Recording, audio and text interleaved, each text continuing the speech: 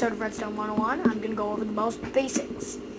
So, as you should know, if you place a lever and have redstone attached to it, if you turn on the lever, it will power the redstone and depower it. And also, something else you should know is that if you somehow power redstone and you power a block, anything you put around that block will get power. Except for redstone itself. So when it powers that block, the block should give power to that redstone, right? No. You must use a repeater. This is a good way to save on redstone because then you can put another block in front of that repeater so that instead of making a redstone current last for 15, you can make it last up to 17 blocks. So that's really good. And if you didn't already know, a redstone current only lasts for 15 blocks, then it wears out.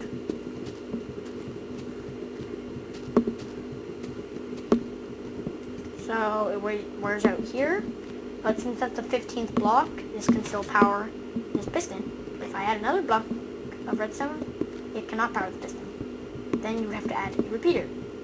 But instead, you can add a block, then,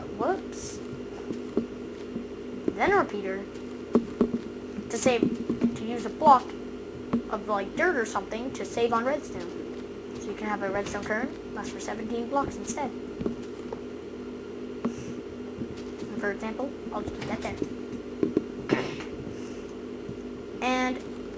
But since you can give power to a block, and the block can give power to stuff, can't it just give power to another block and basically have your own little redstone current and then put a repeater?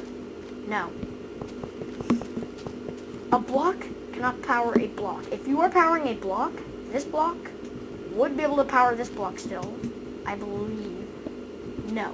It will give power to the block, but the block won't give power to things around it. So, if you use a redstone lamp instead of a block, it'll give power to that redstone lamp. Then, since the redstone lamp is still a block, it'll power the blocks that are put next to it. But if this block's giving power to this block, it cannot give power to this block, this block, this block. Any of these blocks, it cannot be given power to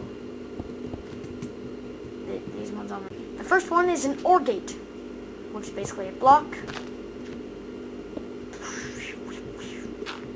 with as many inputs in it. So it can either be this input, or this input, or this input, hence the name OR gate.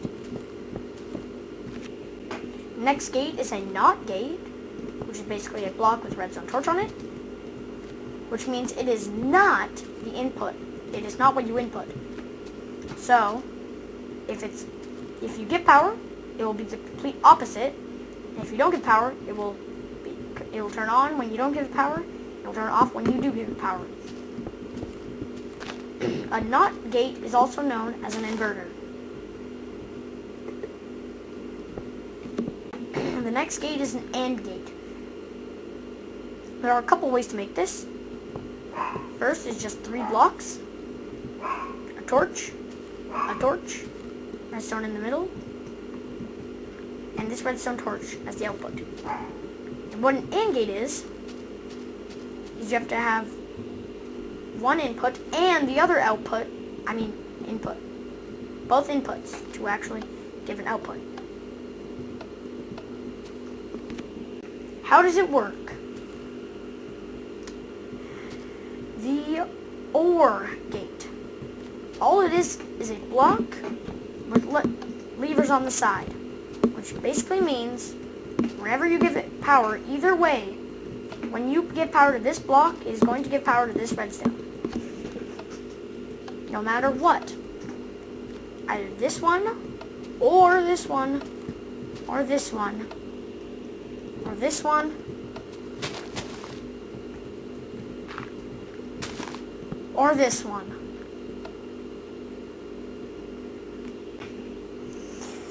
How does the NOT gate work?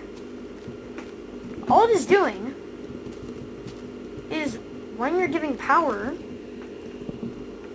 to this block, it's going to give power to this torch. So you're basically just giving power to the torch. And when you give power to a torch, the torch gets turned off. Otherwise, a torch is always turned on. How does the AND gate work? Basically, when you have your two inputs, you're basically just powering this block, which is turning off this redstone torch. But both these redstone torches are on. So this redstone is actually going into this redstone torch, which is turning it off. But when you power one, it'll turn off. But this redstone is still on because of this torch. So when you turn both redstone torches off, this redstone torch will turn on, thus giving an output. That's it for this first episode of Redstone 101.